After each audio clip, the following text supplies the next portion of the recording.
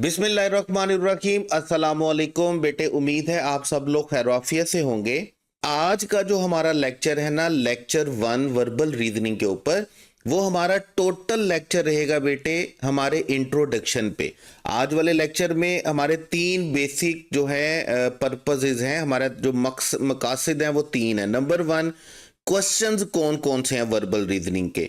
Number 2 के उनको मतलब कि क्या तैयार करना है, व्हाट टू प्रिपेयर, मतलब क्या तैयार करना उन क्वेश्चन के लिए। और क्या तैयार करने का मतलब क्या है कि उनका सिलेबस डिजाइन करेंगे हम अपने तौर पर। और नंबर 3 हमारे पास क्या है कि कैसे तैयार करना है। देखें, जब आप वर्बल रीजनिंग की बात करते हैं ना, बाकी सब्जेक्ट्स की बात करते हैं, तो बाकी सब्जेक्ट्स में तो आपको बड़ा सीधा सीधा सिलेबस बता दिया जाता है, यूनिट बता दिए जाते हैं, चैप्टर बता दिए जाते हैं। जब आप वर्बल रीजनिंग की बात करते हैं तो हमें सिर्फ क्वेश्चंस का पता होता है, हमारे पास कोई प्रिस्क्राइब्ड सिलेबस नहीं होता। ठीक है, तो हमने खुद ही से ही डिसाइड करना है कि हमने क्या तैयार करना है और कैसे तैयार करना है।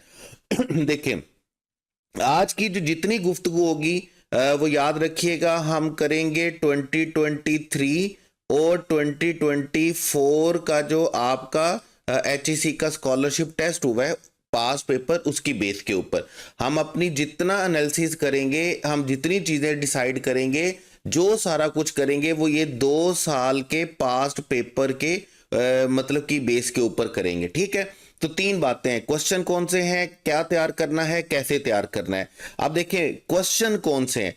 क्वेश्चन है बेटे हमारे पास नंबर 1 में है सिनोनिम्स, और आप जानते हैं सिनोनिम्स मतलब सेम मीनिंग वर्ड। उसके बाद एंटोनिम्स हैं, मतलब ऑपोजिट इन मीनिंग। नंबर 3 है हमारे पास एनालॉजी। एनालॉजी का मतलब हमारे पास होता है logical relation between two words. हम एनालॉजी किसको बोलते हैं? Logical relation between two words. ठीक है, उसको हम क्या बोलते हैं? एनालॉजी बोलते हैं। शायद आपके लिए नया क्वेश्चन होगा, बहुत सारे स्टूडेंट्स के लिए। इसको हम बकायदा तौर पर डिटेल से पढ़ेंगे भी। मैं दोबारा बोल दूं कि आज का जो लेक्चर है वो सिर्फ इंट्रोडक्शन के बारे में, हम कोई चीज पढ़ नहीं रहे हैं, हम कोई चीज डिस्कस नहीं कर रहे हैं, हम सारी चीजों को 1 बाय 1 करके पढ़ेंगे, प्रैक्टिस करेंगे। आज हम जो कर रहे हैं वो सिर्फ ये कर रहे हैं कि क्वेश्चन क्या है, क्या तैयार करना है और कैसे तैयार करना है। आज हमारा ये तीन मेजर कंसर्न्स हैं हमारे। आप देखें, नंबर 4 पर है हमारे पास जो question sentence completion fill in the blanks की सूरत में होता है। नंबर 5 है हमारे पास रीडिंग कंप्रीहेंशन, आप पहले भी इसका एक्सपीरियंस कर चुके। उसके बाद नंबर 6 में है हमारे पास ग्रामर। अब ग्रामर जो है वो याद रखिएगा, आपने बहुत सारी जगहों पर, बहुत सारी एकेडमीज के, बहुत सारे टीचर्स की तरफ से सिलेबस देखे होंगे, लेकिन आपने उनमें ग्रामर को नहीं देखा होगा। उनमें सिर्फ क्या बताया गया होगा आपको कि बेटे आपके सिनोनिम का क्वेश्चन है, एंटोनिम का क्वेश्चन है, एनालॉजी का क्वेश्चन है, सेंटेंस कंप्लीशन का क्वेश्चन है और रीडिंग कंप्रीहेंशन का क्वेश्चन है। ग्रामर किसी ने मेंशन नहीं की होगी। ग्रामर मैंने मेंशन की है, और मैंने क्यों मेंशन किया है ये अभी हम जब 2 साल के पेपर को देखेंगे तब आपको ये बात समझ में आ जाएगी। अब हम करने क्या वाले हैं, देखें, सबसे पहले तो हमारे पास है कि क्वेश्चन क्या है। तो क्वेश्चन तो हमें पता चल गया, हमारे पास है सिनोनिम्स, एंटोनिम्स, एनालॉजी है, उसके बाद सेंटेंस कंप्लीशन है, रीडिंग कंप्रीहेंशन और ग्रामर है। करना क्या है, देखिए अब करना क्या है के लिए मैंने आपको बताया, हम किसको स्टैंडर्ड बना रहे हैं। हम 2023 और 2024 के 2 पेपर्स को अपनी बेस बना रहे हैं, अपनी फाउंडेशन बना रहे हैं, अपना प्रोटोटाइप बना रहे हैं, मतलब हम उससे इंस्पिरेशन ले रहे हैं, हम उसको अपना स्टैंडर्ड बना रहे हैं। ठीक है, तो हम 1 बाय 1 करके हर क्वेश्चन को डिस्कस करेंगे, और हमने इन 2 साल के पास पेपर के क्वेश्चन के अकॉर्डिंगली उनको डिस्कस करना है। और याद रखिएगा, पूरी गुफ्तगू के दौरान आपने ये देखना है कि हमारा जब भी हम कोई पेपर डिस्कस करेंगे, क्वेश्चन डिस्कस करेंगे, तो आपने किन चीज़ों पर गौर करना है। देखें, सबसे पहले आपने गौर करना है क्वेश्चन के डिफिकल्टी लेवल के ऊपर, जो कि बड़ा ज़रूरी है। ठीक है, हमें जब भी कोई टेस्ट देना होता है ना, तो सबसे पहले हमें उसका क्या ढूंढना होता है, मतलब क्या जज करना होता है, डिफिकल्टी लेवल जज करना होता है कि डिफिकल्टी लेवल क्या होने वाला है उसका। फिर आपने देखना है नेचर ऑफ क्वेश्चन, जिसको आप नेचर ऑफ क्वेश्चन बोलेंगे, जिसको आप मोड ऑफ क्वेश्चन बोलेंगे। और नंबर 3 पर आपने देखनी है लैंग्वेज ऑफ क्वेश्चन, मतलब क्वेश्चंस की लैंग्वेज कैसी है। ठीक है, समझ में आती है, नहीं आती, पल्ले पड़ती है, नहीं पड़ती, थोड़ी टेक्निकल है, थोड़ी इनडायरेक्ट है या डायरेक्ट है, तो ये सारी चीजें हम आज इन 2 सालों के पेपर में से इन सारे क्वेश्चंस के लिए देखने वाले हैं। ठीक है, उसके बाद देखिए हमारे पास है जी, सबसे पहले हमारे पास क्या है, सबसे पहले है हमारे पास, और एज यूजुअल जब भी हम कोई काम की चीज़ पढ़ने लगते हैं तो ये लैपटॉप हमें तंग एक दफ़ा ज़रूर करता है, बहरहाल इसको इग्नोर कीजिएगा। तो हमारे पास क्या है, देखें हमारे पास जो सबसे पहला क्वेश्चन है ना वो बेटे है सिनोनिम्स। ठीक है, अब देखें अभी हम ये बात नहीं कर रहे हैं कि हमने सिनोनिम्स कैसे तैयार करने हैं, क्या तैयार करने हैं। अभी हम सिर्फ 2 साल के पास पेपर्स को देखेंगे और उसमें डिफिकल्टी लेवल को, उसमें नेचर ऑफ क्वेश्चंस को, उसमें मोड ऑफ क्वेश्चंस को, लैंग्वेज को समझने की कोशिश करेंगे। मतलब अभी हम पेपर को क्रिटिकली एनालाइज करेंगे, क्या करना है, कैसे करना है, क्यों करना है, कब करना है, ये अभी हमारा कंसर्न नहीं है। अभी हम कुछ पढ़ नहीं रहे, मैं आपको दोबारा बोल दूं। ठीक है, आप जरा देखिएगा 2024 में के पेपर में आपको 3 सिनोनिम्स आते हैं पेपर में, और क्वेश्चन कुछ हुए हैं। और ये अच्छी बात यह है कि आपके पेपर में जब भी सिनोनिम्स या इंटोनिम आए हैं, 2 साल के पेपर की मैं बात कर रहा हूं, आपके पेपर में जब सिनोनिम्स इंटोनिम्स आते हैं तो सिर्फ वर्ड्स के साथ नहीं आते। देखिए एक सिनोनिम इंटोनिम का क्वेश्चन क्या होता है कि जस्ट एक हेडवर्ड लिखा हुआ होता है और उसके नीचे 4 जो है वो ऑप्शंस लिखी हुई होती हैं।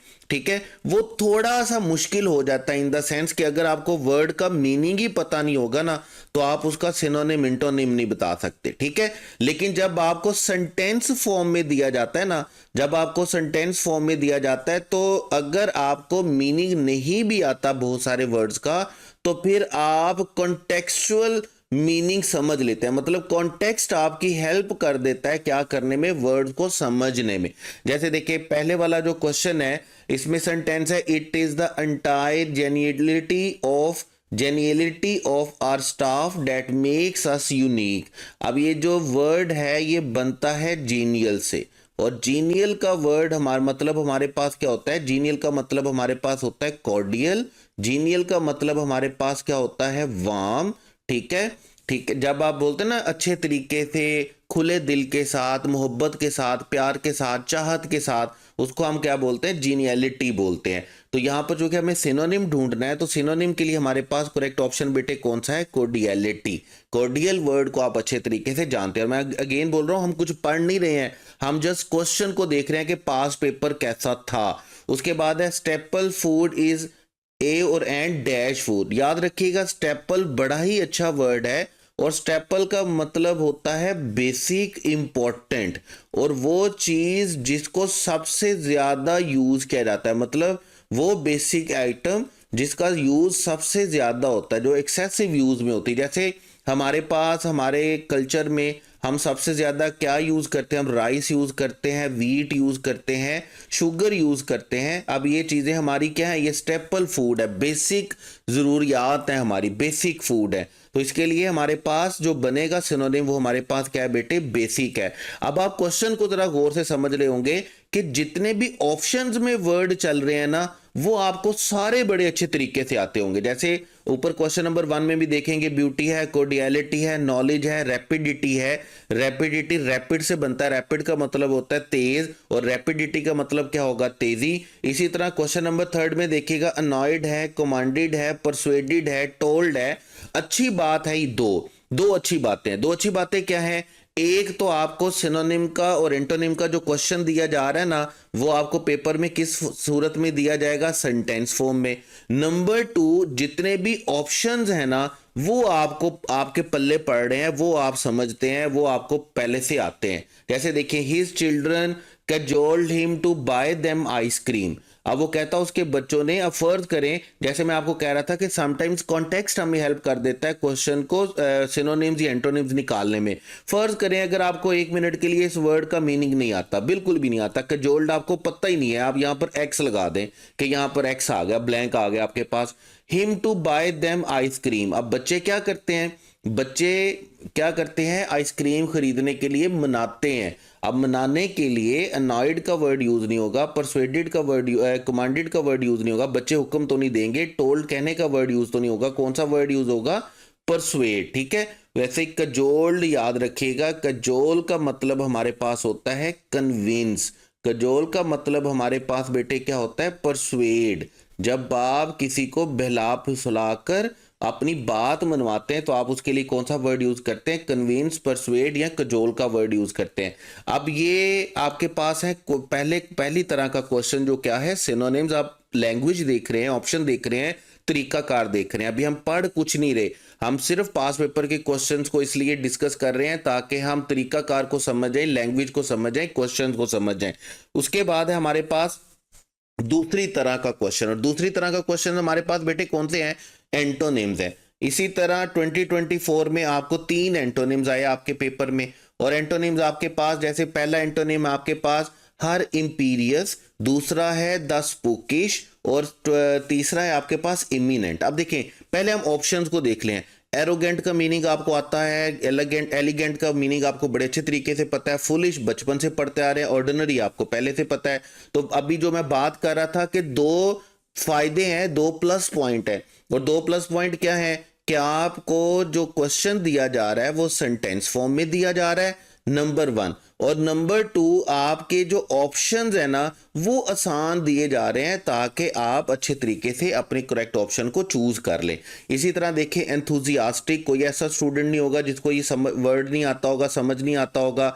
नॉर्मल आप सबके पल्ले पड़ता है, स्ट्रेंज को आप सब समझते हैं, टेरिफाइंग हमारे हड्डियों में रचा बसा हुआ है, सर्टन को हम जानते हैं, फोर्थ कमिंग का हमें पता है, अपकमिंग को बोलते हैं फ्यूचर मतलब आने वाला, और लेट मतलब गुजरा हुआ। अब ये सारे क्वेश्चन जो वर्ड्स हैं जो ऑप्शंस में हैं वो हम सारे देखें। मैं ऐसा क्यों कह रहा हूं? देखें, ऐसा भी तो हो सकता था कि ऑप्शंस वाले वर्ड्स को भी क्या कर दिया जाता, मुश्किल बना दिया जाता। अब अगर ऑप्शन वाले वर्ड्स को भी मुश्किल लो फ्रीक्वेंसी वर्ड यूज किए जाते तो ये क्वेश्चन की आप डिफिकल्टी लेवल जितना मर्जी बढ़ा सकते हैं। ये लेकिन ये अच्छी बात है, सेंटेंस फॉर्म में दिया जा रहा है। और दूसरी बात क्या है कि हमें जो ऑप्शन में वर्ड्स दिए जा रहे हैं ना वो हमारे पल्ले में पड़ रहे हैं। अब देखिए, इंपीरियस का मतलब हमारे पास क्या होता है? इंपीरियस का मतलब हमारे पास होता है हॉटी। हॉटी हम किसको बोलते हैं? हॉटी हम बोलते हैं प्राउडी को, हॉटी हम बोलते हैं एरोगेंट को। ठीक है, अब देखिए ऑप्शन में एरोगेंट तो लिखा हुआ है, लेकिन हमें यहाँ पर इसका चाहिए क्या? हमें इसका एंटोनिम चाहिए, हमें यहाँ पर इसका सिनोनिम नहीं चाहिए। अगर सिनोनिम चाहिए होता तो फिर हम किसको ठीक करते?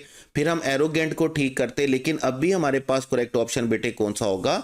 हमारे पास करेक्ट ऑप्शन होगा ऑर्डिनरी। वैसे भी अगर आप देखेंगे ये इंपीरियस जो वर्ड है, अगर आप इसको किसी दूसरे सेंस में देखें तो इंपीरियस वर्ड निकलता है इंपीरियल से, मतलब खास से। तो इसके लिए आप एंटोनिम क्या ढूंढेंगे? ऑर्डिनरी ढूंढेंगे। उसके बाद देखिए स्पूकिश। स्पूकिश वैसे वर्ड है, आप कार्टून में, गानों में, फिल्मों में यूज करते हैं, स्पूकी से निकलता है। और स्पूकी याद रखिएगा, हम बोलते हैं कोई भी ऐसी चीज जो क्या करने वाली होती है, जो क्या करने वाली होती है, डराने वाली होती है। ठीक है, जो टेरिफाइंग होती है, जो डराने वाली होती है, उसको हम क्या बोलते हैं? स्पूकी बोलते हैं। अब स्पूकिश एटमॉस्फेयर के लिए अगर हमें सिनोनिम ढूंढना होता तो हम कौन सा वर्ड लिखते? टेरिफाइंग लिखते। लेकिन हमें ढूंढना है एंटोनिम, तो एंटोनिम हमारे पास बेटे इसका कौन सा होगा? नॉर्मल। मतलब टेरिफाइंग क्या है? डराने वाला एटमॉस्फेयर, और नॉर्मल एटमॉस्फेयर मतलब क्या है? नॉर्मल एटमॉस्फेयर उसका क्या बन जाएगा?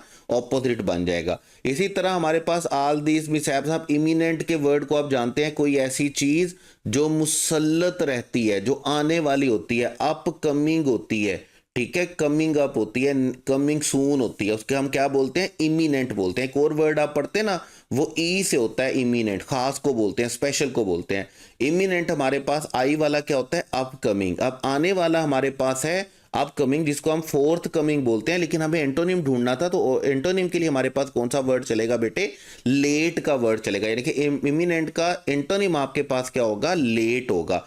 अब आप जरा देखें, मैं दोबारा बोल रहा हूं, हम पढ़ कुछ नहीं रहे, हम सीख अभी कुछ नहीं रहे, अभी हमने कोई वर्ड इनमें से रट्टा नहीं मारा, कोई कुछ नहीं करे। अभी हम सिर्फ और सिर्फ पास पेपर्स के क्वेश्चन को देख रहे हैं ताकि हमें डिफिकल्टी लेवल समझ में आ जाए, ताकि हमें क्वेश्चन समझ में आ जाए, ताकि हमारे ذहन में खाका बन जाए, हमारे ذहन में एक ब्लूप्रिंट बन जाए, हमारे ذहन में एक मैप बन जाए कि हमारे क्वेश्चंस किस तरह के होने वाले हैं। यानी कि इन अदर वर्ड्स, हम अपने माइंड को, अपने ब्रेन को क्या कर रहे हैं? तैयार कर रहे हैं, प्रिपेयर कर रहे हैं, प्री प्लान कर रहे हैं इस चीज के लिए कि क्वेश्चन इस तरह के होने वाले हैं, भाई तैयार हो जा। इस तरह के क्वेश्चन आने वाले हैं, भाई तैयार हो जा। सिनोनिम का क्वेश्चन इस तरह का होगा, रेडी हो जा। और एंटोनिम का क्वेश्चन इस तरह होगा, रेडी हो जा। अब उसके बाद देखिएगा एनर्जी के क्वेश्चन। देखें एनर्जी जो है ना, एनर्जी याद रखिएगा, एनर्जी हम बेटे बोलते हैं logical relation between two words. हम बकायदा तौर पर इसके ऊपर एक फुल फ्लेज लेक्चर होगा हमारा एक एनर्जी के ऊपर, जिसमें हम हर तरह की एनर्जी को, हर तरह के लॉजिकल रिलेशन को डिस्कस करेंगे। क्वेश्चन को किया कैसे जाता है, कैसे सोल्व किया जाता है, इसको देखेंगे, इसकी टेक्निक्स को देखेंगे, इसके रूल्स को, स्किल्स को देखेंगे। लेकिन याद रखिएगा इंतहाई आसान क्वेश्चन होता है, बिलीव मी, कोई मुश्किल नहीं होता। ठीक है, जैसे अभी अगर आप क्वेश्चंस को देखेंगे 2024 के ये क्वेश्चन है, आप देखिए राइफल और गन, तो आप इन दोनों के दरमियान में क्या करेंगे, लॉजिकल रिलेशन बनाएंगे। लॉजिकल रिलेशन क्या है कि rifle is a kind of gun, rifle क्या होती है, इज अ टाइप और काइंड ऑफ राइफल गन। आप देखिए एटम और nucleus, atom is not a kind of nucleus, house is not a kind of home, cave is not a kind of mountain, बल्कि peach is a kind of fruit. जिस तरह rifle gun की kind है, इसी तरह peach क्या है, fruit की काइंड है। तो हमारा करेक्ट ऑप्शन कौन सा चलेगा, डेल्टा। मैंने अभी आपको क्या कहा कि एनर्जी के क्वेश्चन से आपने घबराना नहीं है, बिल्कुल आसान तरीन क्वेश्चन होता है। हमें कुछ पॉलिशिंग की जरूरत है, हमें कुछ रूल चीजें सीखने की जरूरत है, कुछ प्रैक्टिस की जरूरत होगी। तो बिलीव मी इंशाल्लाह ताला एनर्जी का कोई क्वेश्चन आपका गलत नहीं होने वाला। ठीक है, इसी तरह आप देखें इंपोर्ट एंड एक्सपोर्ट। अब इंपोर्ट एंड एक्सपोर्ट आप समझते हैं कि एक दूसरे के क्या है, ऑपोजिट है। ठीक है, जो चीज मंगवा रहे होते हैं हम उसको क्या बोलते हैं, इंपोर्ट, और जो चीज भेज रहे होते हैं उसको हम क्या बोलते हैं, एक्सपोर्ट। दोनों एक दूसरे का ऑपोजिट है, तो हमने ऑपोजिट ढूंढ लेने हैं। अब डॉक्टर और सर्जन एक दूसरे का ऑपोजिट नहीं होते, प्रोफेसर और टीचर एक दूसरे का ऑपोजिट नहीं होते, प्रोडक्टिविटी फर्टिलिटी एक दूसरे का ऑपोजिट नहीं होते, बल्कि ये तो सिनोनिम होते हैं। फॉलोवर्स और लीडर ये एक दूसरे का ऑपोजिट होते हैं। जिसको माना जा रहा होता है वो क्या है, लीडर, और जो मान रहे होते हैं उसको हम क्या बोलते हैं, फॉलोवर्स। जिस तरह इंपोर्ट एक्सपोर्ट दोनों डिफरेंट, एक दूसरे के ऑपोजिट आप कहेंगे कॉन्सेप्ट है, इसी तरह फॉलोअर और लीडर। तो करेक्ट ऑप्शन यहां पर हमारे पास क्या है, बीटा। मैं दोबारा बोल रहा हूं, अभी हम पढ़ कुछ नहीं रहे, अभी हम सीख कुछ नहीं रहे, अभी हम सिर्फ क्वेश्चन पे पास पेपर्स के क्वेश्चंस को देख रहे हैं, ताकि हमें डिफिकल्टी लेवल समझ में आ जाए, ताकि हमें लैंग्वेज समझ में आ जाए, चीजें समझ में आ जाए। अब जैसे देखिए इंसेक्ट क्या करते हैं, क्रॉल करते हैं, तो फ्रॉग क्या करता है, लीप करता है। तो करेक्ट ऑप्शन हमारे पास क्या है, डेल्टा। इसी तरह वाटर के डर को, fear of water is called hydrophobia. ठीक है, और fear of light is called photophobia. तो करेक्ट ऑप्शन हमारे पास क्या होगा, चार्ली होगा। मैंने आपको कहा है कि एनर्जी का जो क्वेश्चन होता है ना, ये बिलीव मी आपके टेस्ट में सबसे इजीएस्ट क्वेश्चन होने वाले हैं एनर्जी के। तो दुआ कीजिएगा आपके पेपर में कोई 8-10 क्वेश्चन जो है ना, ये किसके आ जाए, एनर्जी के ही आ जाए। ठीक है, उसके बाद जैसे देखिएगा आगे हमारे पास, आगे हम चलेंगे तो हमारे पास है, अब ये देखें ना, मैंने आपको क्या कहा कि इसको पता चल जाता है कि आज हम ना बड़ी कोई इंपॉर्टेंट चीज़ पढ़ रहे हैं, तो फिर ये अपनी औकात पे आ जाता है और तंग करना शुरू कर देता है। अब देखें हमारे पास है जी एनर्जी के बाकी क्वेश्चन। अब एनर्जी के बाकी क्वेश्चन हमारे पास क्या है, एनर्जी के बाकी क्वेश्चन हैं हमारे पास कि लीन और थिन। लीन और थिन क्या होता है कि characteristic of lean is thin. हम लीन किसको बोलते हैं, दुबले पतले को, थिन भी हम दुबले पतले को बोलते हैं। इसी तरह बल्की और हैवी, जो बल्की होता है डेफिनेटली वो क्या होता है, हैवी होता है। जो लीन होता है वो थिन होता है, जो बल्कि होता है वो हैवी होता है। तो करेक्ट ऑप्शन क्या था, अल्फा। बाकी आप देख रहे हैं light, heavy, strong, feeble. Strong और फीबल तो एक दूसरे का क्या आगे, ऑपोजिट आगे। स्वीट, सावर, स्वीट और सावर भी एक दूसरे का क्या आगे, ऑपोजिट आगे। और हमें सिनोनिम देखना था, तो लीन जो होता है वो थिन होता है, इसी तरह बल्कि जो होता है वो क्या होता है, हैवी होता है। अगेन मैं आपको बता रहा हूं, मैं बोल रहा हूं कि ये जो एनर्जी का क्वेश्चन होता है ये बिल्कुल इजी होता है। कुछ पॉलिशिंग की जरूरत है, कुछ चीजें सीखने की जरूरत है, वो हमने एक लेक्चर में, एनर्जी के एक ही लेक्चर में सारी चीजें सीख लेनी है, और बाकी सारा क्या रह जाएगा, प्रैक्टिस रह जाएगा। उसके बाद देखिए जिस तरह knee is a part of leg, और ये यूज किया जाता है मूवमेंट के लिए, इसी तरह elbow is a part of arm, और ये बिल्कुल वही रिलेशन है जो नी और लेग का है। पीपल और eye, pupil is a part of eyes, लेकिन ये उस तरह का रिलेशन नहीं है जिस तरह का नी और लेग का है। ठीक है, और एल्बो और आर्म का है। Head is part of hair लेकिन ये किसी और तरह का है, throat is part of neck लेकिन ये किसी और तरह का रिलेशन है। हमें जो देखना है वो लॉजिकल रिलेशन देखना हमारे हेड वर्ड के साथ, और हमारे हेड वर्ड के जो करीब तरीन है वो कौन सा है, एल्बो और आर्म है। उसके बाद देखिए न्यू न्यू, अच्छा ये बड़ा मजे का था। न्यू न्यू का मतलब क्या है, सेम साउंड। अब यहां पर किसी चीज की बात नहीं हो रही, यहां पर बात हो रही है साउंड की, के लॉजिकल रिलेशन इन दोनों के दरमियान में क्या है, वैसे तो सेम वर्ड्स हैं, अब सेम वर्ड्स तो कोई नीचे लिखे ही नहीं हुए हैं, ठीक है। तो इसका मतलब क्या, हमें लॉजिकल रिलेशन इन दोनों वर्ड्स का क्या मिलता है कि ये सेम साउंड वर्ड्स हैं। अब सेम साउंड वर्ड ब्रश और शाइनी, फ्राइट और फ्लाइट, कोल्ड और फ्रेश तो नहीं हो सकते, बल्कि सेम साउंड वर्ड हमारे पास कौन से हैं, सी है। दोनों क्या है, सी सी। तो हमारे पास करेक्ट ऑप्शन बेटे कौन सा चलेगा, डेल्टा चलेगा। अब देखिए ये एनर्जी के क्वेश्चन है, एनर्जी का मतलब होता है लॉजिकल रिलेशन। ये पास पेपर के क्वेश्चन है और आपने देख लिया होगा कि वो बच्चे जिन्होंने अभी एक दिन भी नहीं पढ़ा ना, उन्होंने भी एनर्जी के सारे क्वेश्चंस को क्या किया होगा, ठीक किया होगा। एनर्जी के क्वेश्चंस आसान होते हैं, सिर्फ एक लेक्चर हम एनर्जी पे करेंगे और हमारी चीजें बड़े हद तक 100% क्या हो जाएंगी, क्लियर हो जाएंगी। उसके बाद है सेंटेंस कंप्लीशन। अच्छा यहां पर थोड़ी गौर करने की जरूरत है आपको। गौर करने की कैसे जरूरत है, देखिए मैंने ग्रामर को क्यों शामिल किया, और बाकी टीचर्स ने, बाकी एकेडमीज ने, जहां पर भी आपने सिलेबस को पढ़ा होगा ना, वहां पर आपको ग्रामर कहीं पर लिखा हुआ नजर नहीं आएगा सिलेबस में। वहां पर आपको synonyms, antonyms, analogy, sentence completion, reading comprehension तो नजर आएगा, लेकिन आपको वहां पर ग्रामर लिखा हुआ नहीं नजर आया होगा। ग्रामर लिखा हुआ नजर, मैंने क्यों लिखा ग्रामर, क्योंकि आपके पास जो सेंटेंस कंप्लीशन के क्वेश्चंस होते हैं ना, याद रखिएगा ये दो तरह के होते हैं। दो तरह के क्या होते हैं, एक ये लॉजिक या वोकैब बेस्ड होते हैं, और दूसरे हमारे पास क्या होते हैं, दूसरे हमारे पास बेटे ग्रामर बेस्ड होते हैं। जैसे ये आपके पास क्वेश्चन जो लिखे हुए हैं, ये सारे के सारे क्वेश्चन आपके पास 2024 के पेपर के हैं। अब 2024 के पेपर में आप देखते जाइएगा कि कौन ग्रामर के क्वेश्चन कैसे आ रहे हैं, किस डिफिकल्टी लेवल के आ रहे हैं और किस पोर्शन में से आ रहे हैं। जैसे देखिएगा, they said that they dash there admission. जब सेंटेंस का फर्स्ट पार्ट पास में होता है तो second must be in past. और अब अगर हम ऑप्शन देखेंगे तो हैड के साथ सबमिट नहीं आ सकता, थर्ड फॉर्म आनी चाहिए। सबमिट प्रेजेंट होता है, बीटा ऑप्शन नहीं आ सकता। विल सबमिट फ्यूचर के लिए होता है, लेकिन हमें यहां पर विल और शुड, अगर विल शैल लिखना है तो उसको हमें वुड या शुड के साथ रिप्लेस करना होगा। तो हमारा करेक्ट ऑप्शन क्या होगा, डेल्टा। अब देखें ये किस में से आ रहा है, ये हमें आ रहा है जी वर्ब में से, ठीक है। और वर्ब में से किस में से आ गया, टेंसेस में से आ गया, जिसे आप क्या बोल सकते हैं, सीक्वेंस ऑफ टेंसेस या कॉम्बिनेशन या पैरेलल स्ट्रक्चर बोल सकते हैं। अब उसके बाद देखिएगा, सम स्टूडेंट शोर better results dash they had worked really hard. बहुत सारे बच्चों ने क्या किया है, अच्छे रिजल्ट शो किए हैं क्योंकि उन्होंने क्या किया था, बड़ी मेहनत की थी। तो करेक्ट ऑप्शन जो हमें यहां पर चाहिए वो हमारे पास क्या होगा, हमारे पास करेक्ट ऑप्शन बेटे क्या चलेगा, बिकॉज। ठीक है, हमें यहां पर जो कंजंक्शन यूज करना है वो क्या यूज करना है, बिकॉज, क्योंकि हम यहां पर रिजल्ट बता रहे हैं, कॉन्सिक्वेंस बता रहे हैं।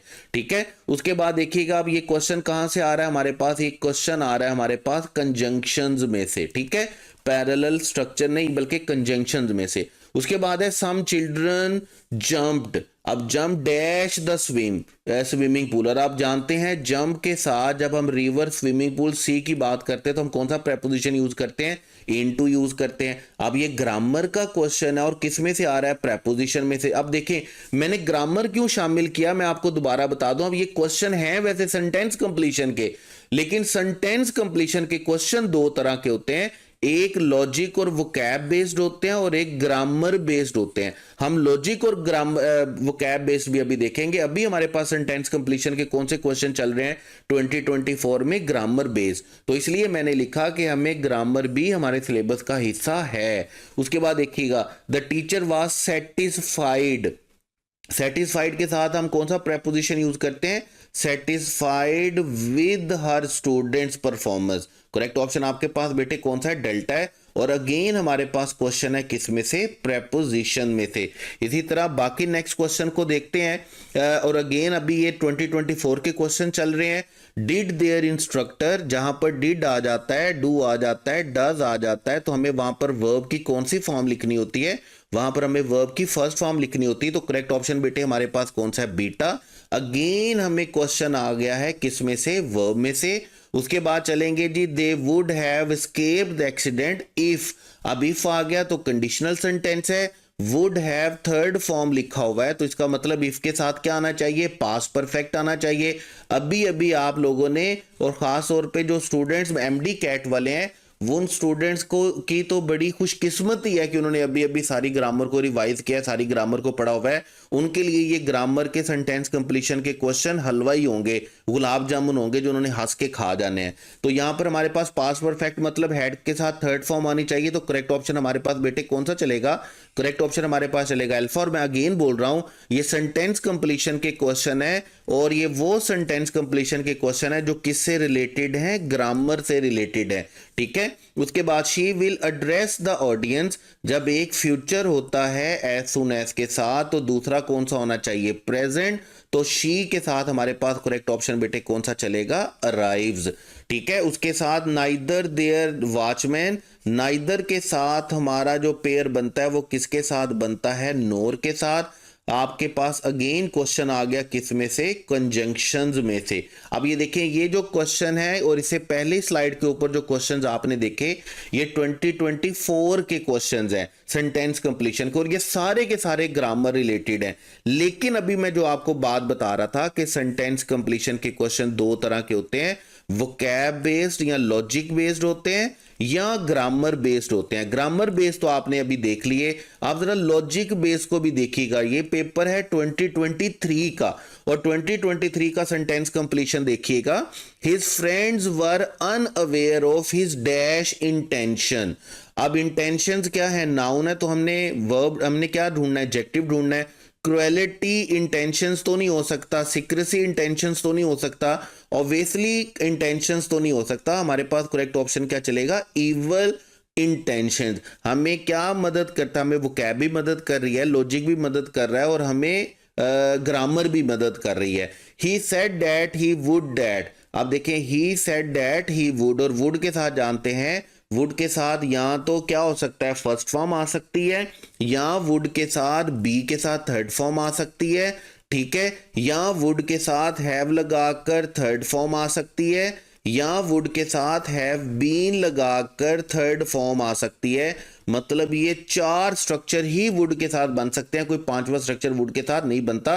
तो वुड के साथ यहां पर जो स्ट्रक्चर हमारे साथ अग्री करता है वो कौन सा है, बीटा, यानी कि वुड के साथ क्या आएगी, फर्स्ट फॉर्म। तो करेक्ट ऑप्शन क्या चलेगा, beta. I think the material, अच्छा अब आप एक बात समझ देख लीजिएगा कि यहां पर जो ग्रामर का डिफिकल्टी लेवल है ना, वो इंतहाई आसान है, और ज्यादा से ज्यादा क्वेश्चन देखें। अभी ये क्वेश्चन भी आपके पास किस में से आ गया, वर्ब में से आ गया। आपके पास पहले वाले भी जितने क्वेश्चन थे उनमें से सबसे ज्यादा क्वेश्चन किस में से आए हैं, वर्ब में से आए हैं। उसके बाद देखिएगा, I think the material of the red shirt is different, और जहां पर भी डिफरेंट आता है, हमने डिफरेंट के साथ कौन सा प्रेपोजिशन यूज करना होता है, फ्रॉम का, ठीक है। जल्दी जल्दी मैं बता देता हूं, डिफरेंट के साथ भी फ्रॉम होता है, डिफर के साथ भी फ्रॉम होता है। और अगेन हमारे पास क्वेश्चन है किस में से बेटे, प्रेपोजिशन में से। और मैं दोबारा याद करवा दूं आपको, मुझे बार बार बोलना पड़ रहा है कि अभी हम कोई चीज पढ़ नहीं रहे, कोई चीज सीख नहीं रहे, अभी हम जस्ट अपने पास पेपर के क्वेश्चंस को देख रहे हैं, डिफिकल्टी लेवल को समझने के लिए, नेचर को समझने के लिए, क्वेश्चंस को समझने के लिए। उसके बाद नेक्स्ट क्वेश्चन देखिएगा, she will not be able to secure victory dash she goes through the required painstaking hard work. जब तक वो ये दर्द वाला काम मेहनत नहीं करती है ना, तब तक वो कामयाब नहीं होने वाली। इसका मतलब यहां पर हमें करेक्ट ऑप्शन कौन सा चाहिए होगा बेटे, अनटिल। आपको पता है कि हम अनटिल और अनलेस यूज करते हैं जब तक कि ऐसा ना हो जाए। तो करेक्ट ऑप्शन हमारे पास बेटे कौन सा चलेगा, बीटा। उसके बाद देखिएगा, सेंटेंस कंप्लीशन के मजीद क्वेश्चन है हमारे पास, he was dash the moon, ये इडियोमेटिक एक्सप्रेशन होता है ओवर द मून, यानी कि अगेन हमारे पास क्वेश्चन है प्रेपोजिशन में से। दे वर यूज्ड टू, जब यूज टू से पहले बी फॉर्म आ जाती है और सेंटेंस सब्जेक्ट से स्टार्ट होता है, ये यूज टू का बाकायदा तौर पर बड़ा अच्छा स्ट्रक्चर है। ये चार स्ट्रक्चर बनते हैं यूज टू के साथ। तो हमारे पास टू के बाद वर्ब की फर्स्ट फॉर्म नहीं आती, बल्कि फर्स्ट फॉर्म के साथ हमने आईएनजी लिखना होता है। दे वर यूज टू लिसन नहीं होगा, बल्कि क्या होगा, दे वर यूज टू लिसनिंग। हम ग्रामर में पढ़ेंगे। अगेन हमारे पास क्वेश्चन किस में से आ गया, वर्ब में से आ गया। और आप देख रहे होंगे सेंटेंस कंप्लीशन में जो ग्रामर से रिलेटेड क्वेश्चन है वो सबसे ज्यादा क्वेश्चन किस में से है, वर्ब में से है। अब इसके आगे देखिएगा, it was an dash form. अब एन आ गया ना, तो एन का मतलब आगे नाउन आना चाहिए। एविडेंटली तो हो नहीं सकता, इंसिडेंट तो यहां पर बनेगा नहीं, एविडेंट एडजेक्टिव होता है। यहां पर हमारे पास करेक्ट ऑप्शन बेटे कौन सा बनेगा, एविडेंस। ठीक है, it was an evidence from his confusion. अब देखें, मैंने आपको क्या कहा कि सेंटेंस कंप्लीशन हमारे पास दो तरह के होने वाले हैं। एक हमारे पास ग्रामर से रिलेटेड है, और आपने वन बाय वन करके देख भी लिया। हमने 2024 और 2023 के सेंटेंस कंप्लीशन को देखा, जिसमें हमारे पास जो है ग्रामर बेस्ड क्वेश्चंस हैं, और जिसमें हमारे पास लॉजिक और वोकैब बेस्ड हैं सेंटेंस कंप्लीशन के।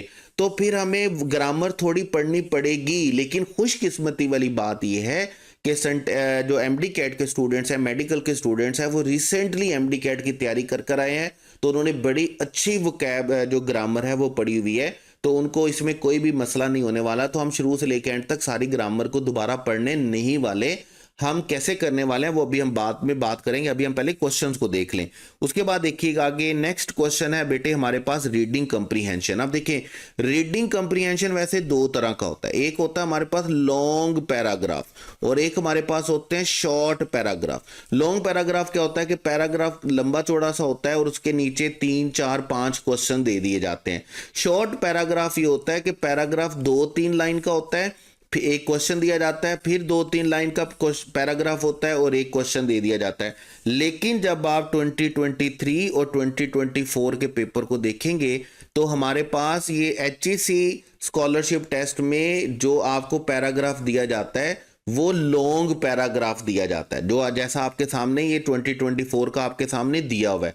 अब जब ये लॉन्ग पैराग्राफ दिया जाता है ना, तो याद रखिएगा ये उन स्टूडेंट्स के लिए थोड़ी डिस्टर्बेंस क्रिएट कर सकता है, उन स्टूडेंट्स के लिए थोड़ी परेशानी बना सकता है जिनको पढ़ने की आदत नहीं होती, जिनकी रीडिंग इतनी अच्छी नहीं होती। बहरहाल हम इंशाल्लाह ताला इसको बड़े अच्छे तरीके से करेंगे, घबराने की ज़रूरत नहीं है। लेकिन याद रखिएगा ये इस तरह का एक पैराग्राफ होगा, ये आपके टाइम मैनेजमेंट को डिस्टर्ब कर सकता है, ये आपको कंफ्यूज कर सकता है, परेशान कर सकता है। रीडिंग कंप्रीहेंशन का जो लॉन्ग पैराग्राफ होता है वो कंपैरेटिवली शॉर्ट पैराग्राफ से क्या होता है, थोड़ा मुश्किल होता है।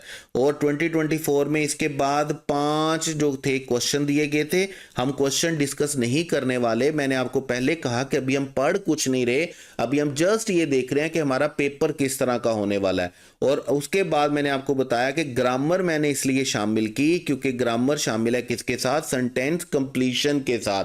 सेंटेंस कंप्लीशन के जो क्वेश्चन दिए गए हैं वो किसके लिए दिए गए हैं, ग्रामर के लिए दिए गए हैं। ठीक है, अब यहां तक तो हमने सारे क्वेश्चन को देख लिया कि पेपर में क्वेश्चन किस तरह के होने वाले हैं, डिफिकल्टी लेवल क्या है। और मुझे बड़ी उम्मीद है कि मैं आपके दिमाग में ना एक खाका बनाने में कामयाब हो चुका हूँगा कि आपके दिमाग में ना आपके पेपर का एक खाका बन जाए, एक ब्लूप्रिंट बन जाए, एक मैप बन जाए, एक रोड मैप बन जाए कि आपका पेपर किस तरह का होने वाला है, उसका डिफिकल्टी लेवल क्या होने वाला है और उसमें क्या कुछ आने वाला है। अब देखें, अब नंबर 2 है हमारे पास कि हमने करना क्या है। ठीक है, जैसे अभी हम बात कर रहे थे ना, पहली बात तो हमने क्वेश्चन देखे, अब दूसरी बात क्या है, करना क्या है, कैसे करना है वो तो हम बाद में बात करेंगे। देखें, अब हम बात करेंगे हर क्वेश्चन के नेचर की और वो कैसे किया जाता है इसकी, या क्या करना है हमने। जैसे देखें, आपके पास सिनोनिम का जो क्वेश्चन है, इंटोनिम्स का जो क्वेश्चन है, एनालॉजी का जो क्वेश्चन है, ये तीनों क्वेश्चन आपके पास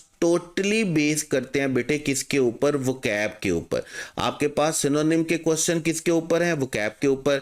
आपके पास एंटोनिम किसके ऊपर है, वोकैब के ऊपर। और आपके पास एनालॉजी किसके ऊपर है, वोकैब के ऊपर। एनालॉजी के बारे में आप ये कह सकते हैं कि आसान होने वाला है, तो इसके बारे में हमें इतना ज्यादा परेशान होने की जरूरत नहीं है।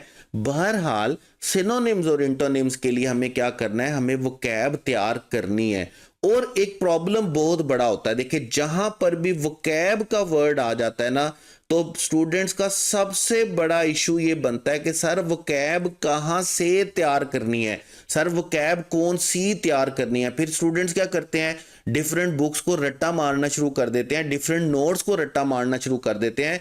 ये मैंने एमडी कैट के लिए भी आपको कहा था, यह जिंदगी का रूल याद रखिएगा कि जहां पर भी प्रिस्क्राइब्ड वोकैब ना हो उसको अनसीन के तौर पर पेश किया जाए तो वो वाकई अनसीन होती है। आपको किसी किताब से, किसी नोट से ना तो किताब खरीदने की जरूरत है, ना आपको किसी नोट्स को, किताब को रट्टा मारने की जरूरत है। आपको अपना टाइम, एनर्जी, पैसा जाया करने की बिल्कुल भी जरूरत नहीं है। हम क्या करने वाले हैं, देखें हम क्या करने वाले हैं, हम इसको प्रैक्टिस मोड में सीखने वाले हैं। प्रैक्टिस मोड में कैसे सीखने वाले, देखें हम सिनोनिम्स को भी प्रैक्टिस के थ्रू सीखेंगे, हम एंटोनिम्स को भी प्रैक्टिस के थ्रू सीखेंगे, और एनालॉजी तो डेफिनेटली किसके थ्रू होनी चाहिए, एनालॉजी तो होनी ही प्रैक्टिस के थ्रू चाहिए। ठीक है, अब प्रैक्टिस कैसे करनी है वो अभी हम बाद में बात करेंगे। बहरहाल ये याद रखें कि हम सिनोनिम्स के लिए, एंटोनिम्स के लिए, एनालॉजी के लिए कोई भी रट्टा नहीं मारने वाले, हम कोई भी वोकैब नहीं याद करने वाले, हम कोई भी क्रैमिंग नहीं करने वाले। करना कैसे है वो हम बाद में बात अभी कर लेते हैं। उसके बाद देखिए सेंटेंस कंप्लीशन है हमारे पास दो तरह के। एक सेंटेंस कंप्लीशन किससे रिलेटेड है, किस तरह के क्वेश्चन है जो ग्रामर से रिलेटेड है, और एक वो क्वेश्चन है जो क्या है, लॉजिक और वोकैब बेस्ड है। और अगेन वही बात, आप जितनी ज्यादा प्रैक्टिस करेंगे आपके ये क्वेश्चन उतने ज्यादा क्या होंगे, बेहतर होंगे। ठीक है, उसके लिए हम ग्रामर के क्वेश्चंस की प्रैक्टिस करेंगे और उन सेंटेंस कंप्लीशन की प्रैक्टिस करेंगे जो किससे रिलेटेड है, जो लॉजिक और वोकैब से रिलेटेड है। ठीक है, उसके बाद हमारे पास आ गया रीडिंग कंप्रीहेंशन। अब अगेन वही बात, अगर मैं आपसे बोलूं रीडिंग कंप्रीहेंशन, तो रीडिंग कंप्रीहेंशन के कोई एसएच रूल्स पूरी इंग्लिश में मौजूद नहीं है। ये सिर्फ इसका एक ही रूल है कि आपको अपनी रीडिंग इंप्रूव करनी है, और रीडिंग और अंडरस्टैंडिंग इंप्रूव करने के लिए आपको डेफिनेटली ज्यादा से ज्यादा क्या करनी है, प्रैक्टिस करनी है। तो बेटे हम क्या करने वाले हैं, हम पूरे के पूरे वर्बल रीजनिंग के टॉपिक को, यानी कि आपके पोर्शन को, हमारी जो थ्योरी रहेगी, यानी कि हमारा जो मोटो रहेगा, हमारी जो फिलॉसफी रहेगी, हम इसकी प्रेपरेशन कैसे करने वाले हैं, हम इसकी प्रैक्टिस बेस्ड प्रेपरेशन करने वाले हैं। अब प्रैक्टिस बेस्ड प्रेपरेशन हमने करनी कैसे है, अब जरा गौर से बात को समझ लीजिएगा।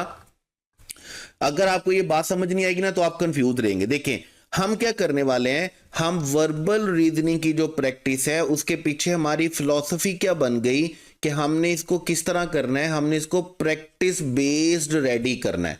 ठीक है, हमने इसको प्रैक्टिस बेस्ड लेकर के चलना है। हमने कोई रट्टा नहीं मारना, हमने कोई बुक नहीं खरीदनी, हमने कोई नोट्स नहीं खरीदने, हमने कोई फजूल के डॉक्यूमेंट्स, कोई पीडीएफ डाउनलोड नहीं करने हैं, कोई क्रैमिंग नहीं करनी, हमने कोई भी अपनी एनर्जी, अपने पैसे, अपना टाइम जाया नहीं करना है। हम चल रहे हैं प्रैक्टिस बेस्ड प्रेपरेशन पे। अब प्रैक्टिस बेस्ड प्रेपरेशन क्या है, प्रैक्टिस बेस्ड प्रेपरेशन ये है, देखें हम इनको करेंगे मॉक टेस्ट के जरिए से। हम इंशाल्लाह ताला 20 टेस्ट जो हैं वो आपके कंडक्ट करवाएंगे। मैं आपको 20 टेस्ट जो है वो प्रैक्टिस के लिए दूंगा। ठीक है, अब 20 टेस्ट आपको दूंगा कैसे, देखें आपने करना क्या है, आपने मेरा व्हाट्सएप चैनल जो है, मेरा जो व्हाट्सएप चैनल है मैंने आज ही बनाया है। मैं सोचता रह गया कि मैं बच्चों को टेस्ट दूंगा कैसे, मैं बच्चों तक टेस्ट पहुंचाऊंगा कैसे, मैं पीडीएफ देना मैं कैसे दूंगा। तो फिर मुझे अचानक आइडिया आया कि क्यों ना मैं अपना व्हाट्सएप चैनल बनाऊं और व्हाट्सएप चैनल के थ्रू आपके साथ क्या करूं, जो जितनी भी कॉरेस्पॉन्डेंस है वो आपके साथ हो जाएगी। अभी हमने क्या करना है, हमने 20 टेस्ट कंडक्ट करवाने। अब 20 टेस्ट में हमारे पास क्या होने वाला, देखें नंबर 1 इसमें एक रीडिंग कंप्रीहेंशन का पैराग्राफ होगा। इसका मतलब ये है कि अगर आप 20 के 20 टेस्ट जो हैं वो प्रैक्टिस करते हैं, उनकी डिस्कशन लेते हैं, तो आपके कितने पैराग्राफ की डिस्कशन हो जाएगी, प्रैक्टिस हो जाएगी, 20 पैराग्राफ की। It will be more than enough. ये बहुत ज्यादा मुश्किल नहीं होता, जस्ट हमें अपने माइंड को, अपने ब्रेन को ट्रेन करना होता है थोड़ा रीडिंग के लिए। ठीक है, नंबर 2 इनमें सिनोनिम्स के क्वेश्चन होंगे 10। ठीक है, और इसमें एंटोनिम्स के क्वेश्चन होंगे 10। अब सिनोनिम्स के 10 क्वेश्चन और एंटोनिम के 10 क्वेश्चन का क्या मतलब है, देखें जब आपके पास 10 क्वेश्चन सिनोनिम्स के हैं तो हर सिनोनिम्स में आपके एक्चुअल में एक क्वेश्चन के 5 वर्ड्स होंगे। 5 वर्ड्स कैसे? एक हेड वर्ड होगा, 4 ऑप्शंस होंगी। इसका मतलब आपके 100 जो आपके 50 वर्ड जो होंगे वो क्या हो जाएंगे, आपके एक टेस्ट के बन जाएंगे। और आपके 20 टेस्ट के बेटे ना चाहते हुए भी कितने वर्ड्स बन जाएंगे? 1000 वर्ड्स बन जाएंगे। आपको बात समझ में आ रही है? जैसे देखें, एक टेस्ट में आपके पास कितने वर्ड्स हैं? 10 वर्ड्स हैं। हर वर्ड, हर एमसीक्यूज में कितने वर्ड्स होंगे? 5। उसकी रीजन क्या है? 4 ऑप्शंस वाले, एक हेड वर्ड। यानी कि एक क्वेश्चन आप प्रैक्टिस करेंगे, एक क्वेश्चन आप डिस्कस करेंगे तो आप अनडेलिबरेटली, अनइंटेंशनली कितने वर्ड्स को पढ़ रहे होंगे, रिपीट कर रहे होंगे, रिवाइज कर रहे होंगे? 5 वर्ड्स को। और आपके एक टेस्ट में कितने सिनोनिम्स के वर्ड्स हो गए? 50। 20 टेस्ट में आप कितने वर्ड्स को गो थ्रू कर चुके होंगे? 1000 को। और सेम ये केस किसके साथ रहेगा? सेम ये केस आपके पास रहेगा इंटोनिम्स के साथ। यानी कि आप सिनोनिम्स के लिए 1000 वर्ड्स को गो थ्रू करेंगे और 1000 वर्ड्स को गो थ्रू करेंगे किसके लिए? एंटोनिम्स के लिए। अब अगर यही मैं एक हजार वर्ड्स आपको कह दूं ना, बेटे फलां पीडीएफ डाउनलोड कर लो, फलां बुक खरीद लो, डट्टा मार लो, ये कर लो, तो बिलीव मी आपने एक दिन उस किताब को नहीं पढ़ना, 2 दिन नहीं पढ़ना, और आपसे ना होंगे ना होने। और ये ह्यूमनली पॉसिबल नहीं है। ह्यूमनली पॉसिबल क्या है कि हमने पोर्शंस में इसको डिवाइड कर लिया। आप इसको आप इन मॉक टेस्ट को कुछ यूं समझ लें कि हमने अपने पूरे के पूरे टारगेटेड सिलेबस को क्या किया है, हमने इसको 20 पोर्शंस में डिवाइड कर लिया है। हम क्या करेंगे? हम डेली एक पोर्शन निकालेंगे, उस पोर्शन को आप प्रैक्टिस करेंगे और हम उस पोर्शन की क्या करेंगे? डिटेल डिस्कशन करेंगे। बिलीव मी, अगर आप ये 20 के 20 पोर्शंस को डिस्कस कर लेते हैं, प्रैक्टिस कर लेते हैं, तो आई गारंटी कि आप 100% स्कोर करने वाले हैं वर्बल रीजनिंग में। ठीक है, कोई एक क्वेश्चन भी गलत नहीं होने वाला इंशाल्लाह ताला। इसी तरह हम क्या करेंगे? हमारे पास एनएलजी है, एनएलजी के भी हमने बेटे क्या करने हैं? एनएलजी के भी हमने 10 एमसीक्यूज जो है वो एक टेस्ट में रखने हैं। इसका मतलब क्या होगा कि 10 का मतलब अगेन 5 पेयर्स आप पढ़ेंगे हर एक क्वेश्चन के लिए। इसी तरह 50 वर्ड्स बनेंगे और अगर आप उनको 20 टेस्ट करेंगे तो ये भी 1000 पेयर्स आपकी आंखों के सामने से गुजर जाएंगे। ये बहुत ज्यादा प्रैक्टिस है, ये परफेक्शन के लिए प्रैक्टिस है। ठीक है, उसके बाद देखें हमारे पास आ गया सेंटेंस कंप्लीशन। अब सेंटेंस कंप्लीशन के लिए याद रखिएगा, सेंटेंस कंप्लीशन में हम क्या करने वाले हैं? आपके सेंटेंस कंप्लीशन में हम 5 क्वेश्चन शामिल करने वाले हैं जो लॉजिक और वोकैब बेस्ड होंगे, और हम 10 एमसीक्यूज यानी कि 10 क्वेश्चन शामिल करने वाले हैं जो क्या होंगे? ग्रामर बेस्ड होंगे। ठीक है, यानी कि जब आप 20 टेस्ट को डिस्कस कर लेंगे, प्रैक्टिस कर लेंगे, तो आप लॉजिक और वोकैब बेस्ड कितने क्वेश्चन डिस्कस कर चुके होंगे? 100। और आप ग्रामर के भी कितने क्वेश्चन को प्रैक्टिस कर चुके होंगे? आप ग्रामर के 200 सेंटेंसेस को, क्वेश्चंस को प्रैक्टिस कर चुके होंगे। ठीक है, तो ये मोर देन इनफ प्रैक्टिस होगी आपके लिए। आपका जो पेपर होगा, हर टेस्ट होगा, देखें उसमें 5 क्वेश्चन किसके शामिल होंगे? उसमें 5 क्वेश्चन शामिल होंगे रीडिंग कंप्रीहेंशन के, 10 एमसीक्यू शामिल होंगे किसके? सिनोनिम्स के। उसके बाद 10 एमसीक्यू शामिल होंगे किसके? एंटोनिम्स के। 10 क्वेश्चन शामिल होंगे किसके? एनएलजी के। और 15 एमसीक्यूज, 15 क्वेश्चन शामिल होंगे किसके बेटे? सेंटेंस कंप्लीशन के। तो ये हमारे पास कितने क्वेश्चन बनते हैं? ये हमारे पास बनते हैं 10, 20, 30 और 50। हमारा हर टेस्ट जो है बेटे वो कितने एमसीक्यूज का होगा? वो 50 एमसीक्यूज का होगा। मैं अगेन बोल रहा हूं, आप इसको टेस्ट की सूरत में ना लें, आप इसको यूं समझ लें कि हमने अपने पूरे सिलेबस को 20 पोर्शंस में डिवाइड कर लिया है और हर पोर्शन में हमारे पास कितने एमसीक्यूज हैं? 50। अगर आप 20 के 20 मॉक टेस्ट को, 20 के 20 टेस्ट को प्रैक्टिस करते हैं और 20 के 20 प्रैक्टिस को डिस्कशन लेते हैं, तो एक्चुअल में आप कितने क्वेश्चंस को प्रैक्टिस कर चुके होंगे और कितने क्वेश्चंस की डिस्कशन ले चुके होंगे? 1000 एमसीक्यूज की। ठीक है, तो ऐसा हो ही नहीं सकता कि आप 1000 क्वेश्चंस को अपनी आंखों के सामने से गुजार लें और 1000 क्वेश्चंस को देख लें। ऐसा पॉसिबल ही नहीं है, ऐसा पॉसिबल ही नहीं है, कि आपके ये क्वेश्चन जो होंगे वो आप इतने क्वेश्चन आपकी आंखों के गुजारने से के बावजूद आप 100% मार्क्स को क्या कर सके, सिक्योर ना कर सके। तो करना आपने क्या, देखें ये टेस्ट आपको मिलेंगे कैसे, डिस्कशन तो आपको चैनल पे मिलेगी डेफिनेटली डेली इंशाल्लाह ताला 6:15 PM शाम 6:15 पर डेली क्या किया जाएगा, टेस्ट की डिस्कशन अपलोड की जाएगी लेक्चर पे। उससे पहले आपने क्या करना है बेटे, आपने मेरा व्हाट्सएप चैनल ज्वाइन करना है। इस वीडियो के डिस्क्रिप्शन में आपने देख लेना, आपको व्हाट्सएप चैनल का क्या बनेगा, आपको लिंक मिल जाएगा। अगर आपको लिंक वहां से नहीं मिलता तो आपने ये मेरा व्हाट्सएप नंबर लिखा हुआ है, इसके ऊपर मैसेज करना है, मैं आपको लिंक सेंड कर दूंगा। व्हाट्सएप चैनल आपने क्या करना है, ज्वाइन कर लेना है। उसका रीज़न ये होगा कि मैं आपको जो टेस्ट दिया करूंगा डेली वो मैं कहां पर दूंगा, आपको इस व्हाट्सएप चैनल पे। ये मैं आपको व्हाट्सएप चैनल पे टेस्ट भी दे दिया करूंगा और आफ्टर डिस्कशन ये जो हम हमारी स्लाइड्स होंगी ना, इसका PDF भी आपको उसी चैनल पर मैं सेंड कर दिया करूंगा। आपने सुबह में क्या करना है, उस चैनल में से अपना टेस्ट निकालना है, व्हाट्सएप चैनल में से उस टेस्ट को सोल्व कर लेना है। शाम 6:15 पर आपने क्या करना है, आपने डेली 6:15 पर उस टेस्ट की क्या करनी है, डिस्कशन ले लेनी है।